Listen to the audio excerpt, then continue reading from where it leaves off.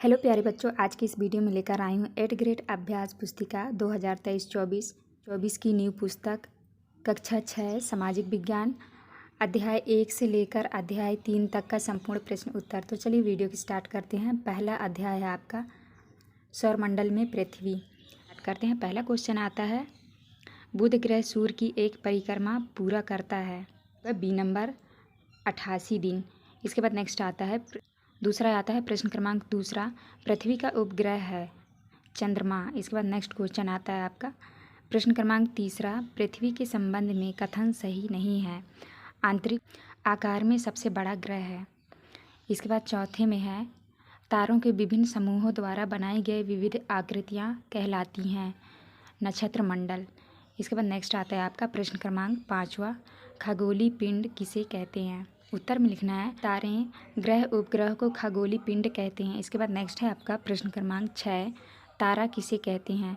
रात्रि के समय आकाश में चमकने वाले आकाशीय पिंड को तारा कहते हैं। इसके बाद नेक्स्ट है प्रश्न क्रमांक 7वां, प्राचीन समय में लोग रात्रि के समय दिशा का निर्धारण किसकी सहायता से करते थे।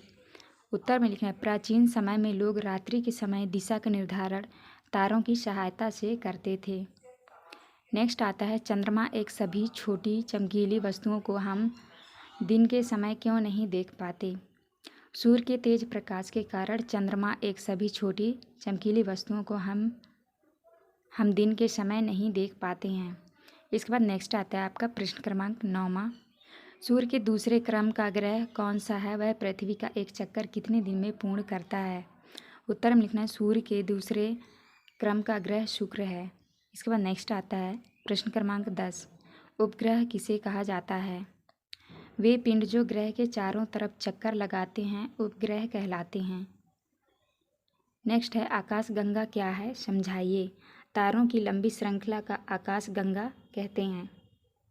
इसके बाद आता है प्रश्न क्रमांक 12, पृथ्वी को सौरमंडल का अद्भुत ग्रह क्यों कहा जाता है। उत्तर में लिखना है, पृथ्वी पर जीवन संभव होने के कारण पृथ्वी को सौरमंडल का अद्भुत ग्रह कहते हैं। इसके बाद आता है प्रश्न क्रमांक 13, ब्रह्मांड का निर्माण किन किन आकाशीय पिंडों द्वारा होता है। उत्तर में लिखना है, ब्रह्मांड का निर्माण तारों, ग्रहों, उपग्रहों, उल्का पिंडों आदि से हुआ है। इसके बाद नेक्स्ट आता है प्रश्न क्रमांक 14, तारा व ग्रह में अंतर लिखिए। तो बच्चों यहाँ पे आपका अध्याय 1 समाप्त होता है। आप चलते हैं नेक्स्ट अध्याय की ओर। नेक्स्ट आता है अध्याय 2। अध्याय 2 में है ग्लोब, अक्षांश एवं देशांतर। प्रश्न क्रमांक पहला है, स्थान आ ग्रीनविच से 15 डिग्री पश्चिम में स्थित है। अगर ग्रीनविच पर सुबह के 8 बजे हैं तो स्थान आ पर समय होगा सुबह 7।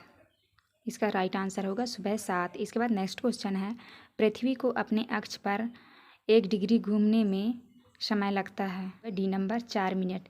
इसके बाद नेक्स्ट क्वेश्चन आता है प्रश्न क्रमांक तीसरा, अगर भारत में प्रातः के 11 बजे हैं तो उस समय लंदन का समय होगा, उत्तर होगा ए नंबर 5:30। इसके बाद नेक्स्ट क्वेश्चन आता है, चौथे में है 23.1/2 उत्तरी अक्षांश से 23.1/2 दक्षिणी अक्षांश के मध्य में ताप कटिबंध पाया जाता है। इसका सही उत्तर होगा ए नंबर उष्ण कटिबंध। इसके बाद नेक्स्ट क्वेश्चन आता है आपका प्रश्न क्रमांक 5वां, ग्लोब की कोई 2 विशेषताएं लिखिए। पहला है, ग्लोब पृथ्वी का नमूना है। दूसरा, ग्लोब पर देश महासागरों को दर्शाया जाता है। इसके बाद नेक्स्ट क्वेश्चन आता है प्रश्न क्रमांक 6, पृथ्वी का आकार ध्रुवों तथा मध्य में कैसा है। पृथ्वी ध्रुवों पर चपटी और मध्य में उभरी हुई है। इसके बाद नेक्स्ट है प्रश्न क्रमांक 7, विषुवत रेखा पृथ्वी को कौन से 2 बराबर भागों में बांटती है। उत्तर में लिखना है, विषुवत रेखा पृथ्वी को 2 बराबर भागों में बांटती है, ऊपर का उत्तरी गोलार्ध और नीचे का दक्षिणी गोलार्ध।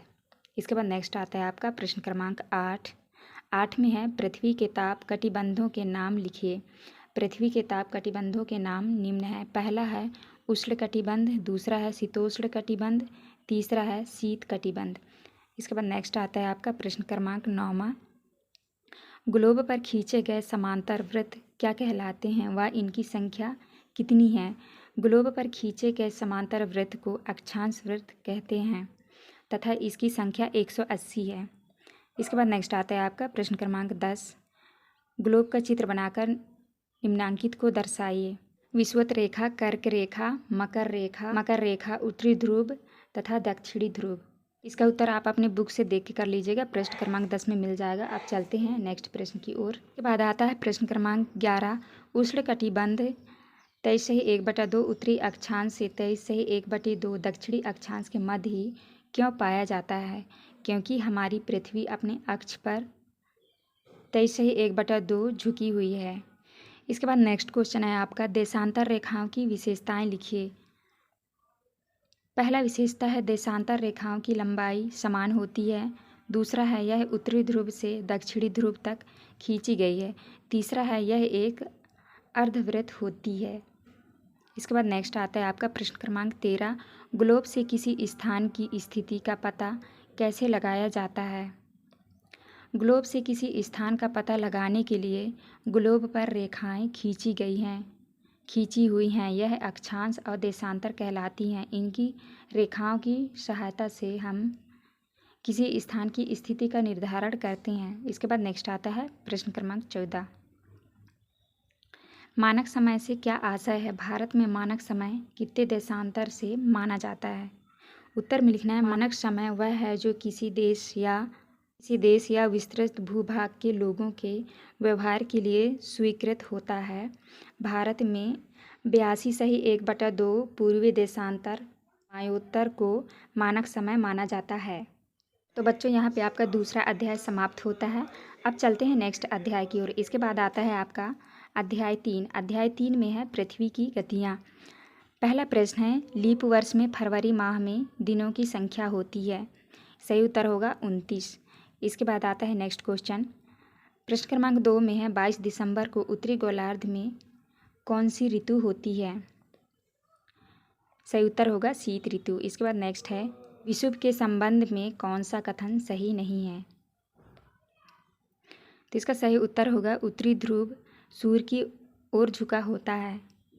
इसके बाद नेक्स्ट क्वेश्चन आता है आपका प्रश्न क्रमांक 4। उत्तर अयनांत से संबंधित कौन सा कथन सही नहीं है? इसका सही उत्तर होगा डी नंबर, सूर्य की किरणों मकर रेखा पर सीधी पड़ती है। नेक्स्ट क्वेश्चन है, ग्लोब पर रात दिन को विभाजित करने वाले वृत्त को क्या कहते हैं? उत्तर होगा प्रदीप्ति वृत्त। इसके बाद नेक्स्ट क्वेश्चन आता है आपका प्रश्न क्रमांक 6। पृथ्वी की गतियों का वर्णन कीजिए। पहला है घूर्णन, पृथ्वी का अपने अक्ष पर घूमना घूर्णन कहलाता है। इसके बाद नेक्स्ट है परिक्रमण, सूर्य के चारों ओर एक स्थिर कक्ष में पृथ्वी की गति परिक्रमण कहलाता है। इसके बाद नेक्स्ट क्वेश्चन आता है आपका प्रश्न क्रमांक 7। पृथ्वी कितने दिन में सूर्य का एक चक्कर पूर्ण करती है? उत्तर में लिखना है 365 दिन 6 घंटे में। इसके बाद नेक्स्ट आता है प्रश्न क्रमांक 8। पृथ्वी पर दिन व रात किस तिथि को बराबर होते हैं, वह क्यों? 21 मार्च एवं 23 सितंबर को सूर्य की किरणें विषुवत वृत्त पर सीधी पड़ती हैं। इस अवस्था में कोई भी ध्रुव सूर्य की ओर झुका नहीं होता, इसीलिए पूरी पृथ्वी पर दिन एवं रात बराबर होते हैं। इसके बाद नेक्स्ट आता है आपका प्रश्न क्रमांक 9। पृथ्वी के परिक्रमण के कारण होने वाले ऋतु परिवर्तन का नामांकित चित्र बनाइए। तो ये रहा आपका उत्तर, आप यहाँ से देख लीजिएगा। अब चलते हैं नेक्स्ट प्रश्न की ओर। इसके बाद आता है प्रश्न क्रमांक 10। एक वर्ष में कितने ऋतुएं होती हैं? ऋतुओं में परिवर्तन किस कारण होता है? उत्तर में लिखना है समानतः एक वर्ष को ऋतुओं गर्मी, सर्दी, बसंत एवं शरद में बांटा गया है। ऋतुओं में परिवर्तन सूर्य के चारों ओर पृथ्वी की स्थिति में परिवर्तन के कारण होता है। इसके बाद नेक्स्ट आता है प्रश्न क्रमांक 11। ऑस्ट्रेलिया में क्रिसमस पर्व के समय कौन सी ऋतु होती है? उत्तर होगा ग्रीष्म ऋतु। इसके बाद नेक्स्ट क्वेश्चन आता है आपका प्रश्न क्रमांक 12। प्रत्येक चौथे वर्ष फरवरी माह 29 दिन का क्यों होता है, समझाइए। उत्तर में लिखना है पृथ्वी का परिक्रमण काल 365 दिन 6 घंटे का होता है। सुविधा के लिए एक वर्ष 365 दिन का होता है। इसमें 6 घंटों को नहीं जोड़ा जाता है। 4 वर्षों में प्रत्येक वर्ष के 6 घंटे मिलकर एक दिन 24 घंटे के बराबर होते हैं। इस अतिरिक्त एक दिन को चौथे वर्ष की फरवरी माह में जोड़ते हैं, इसीलिए प्रत्येक चौथे वर्ष की फरवरी 29 दिन की होती है। इसके बाद नेक्स्ट क्वेश्चन आता है आपका प्रश्न क्रमांक 13। पृथ्वी पर उत्तर अयनांत एक दक्षिण एवं दक्षिण अयनांत की अवस्था कब होती है? उत्तर में लिखना है 21 जून को उत्तर अयनांत तथा 22 दिसंबर को दक्षिण अयनांत की स्थिति होती है। इसके बाद नेक्स्ट आता है आपका प्रश्न क्रमांक 14।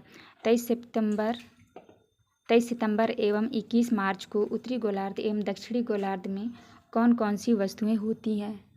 उत्तर में लिखना है 23 सितंबर को उत्तरी गोलार्ध में शरद ऋतु होती है, जबकि दक्षिणी गोलार्ध में बसंत ऋतु होती है। 21 मार्च को स्थिति इसके विपरीत होती है। बच्चों, ये था आपका लास्ट प्रश्न। यहाँ पे वीडियो खत्म होती है। वीडियो अच्छी लगी तो प्लीज़ हमारे चैनल को लाइक एंड सब्सक्राइब करिएगा। मिलते हैं अब नेक्स्ट वीडियो में।